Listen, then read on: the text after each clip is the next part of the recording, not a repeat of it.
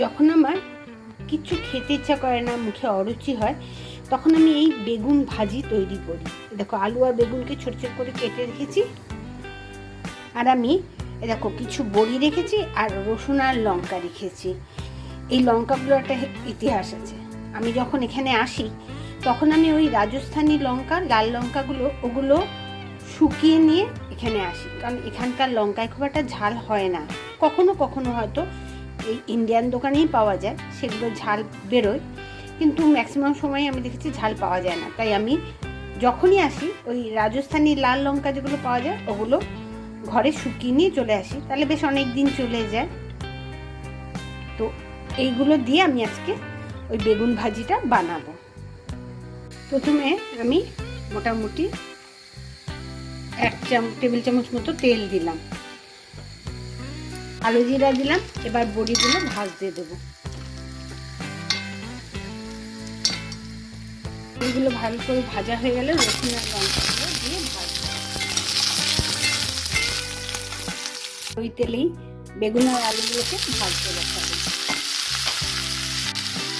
স্বাদ মতো নুন দেবো, সামান্য হলুদ দিলাম, রসুন আর বড়ি লঙ্কা সব দিয়ে ভেজে রেখেছি।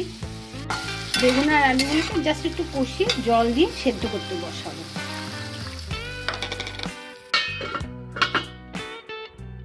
এবার আমি ওই রসুন বড়ি আর লঙ্কাটাকে পিষে নেব।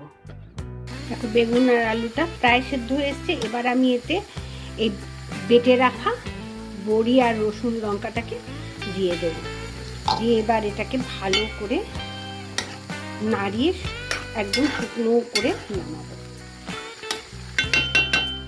যখন আমার কিছুই খেতে ইচ্ছা করে না তখন আমার এগুলো খুব কাজে দেয়। আর সেদিনের করা আম বাটাটাও আছে, এর সঙ্গে মেখে যা লাগবে না, আহা হা হা, ভীষণ সুন্দর। তোমরা চাইলে এটাতে টমেটো দিতে পারো, আমি দিইনি, কারণ যেহেতু আমার কাছে আম বাটাটা রয়েছে আগে, ওই জন্য। আম বাটা যারা তোমরা আগে দেখোনি তারা আমার আগের ভিডিওগুলো দেখলে কিন্তু পেয়ে যাবে। পুরো ভাজা ভাজা হয়ে গেছে, আমার বেগুন ভাজি রেডি হয়ে গেল। যে কোনো রকম অরুচিতেই না এটা ভীষণ ভালো লাগে। হাতের কাছে আম বাটা থাকুক আর টমেটোই থাকুক আর না থাকুক, একটু লেবুর রস দিয়েও যদি মেখে খাও না, দারুণ লাগবে। আর যদি তোমাদের এর কোনোটাই না পছন্দ হয় তাহলে খালি খালি খেও, সেটাও ভীষণ ভালো লাগবে।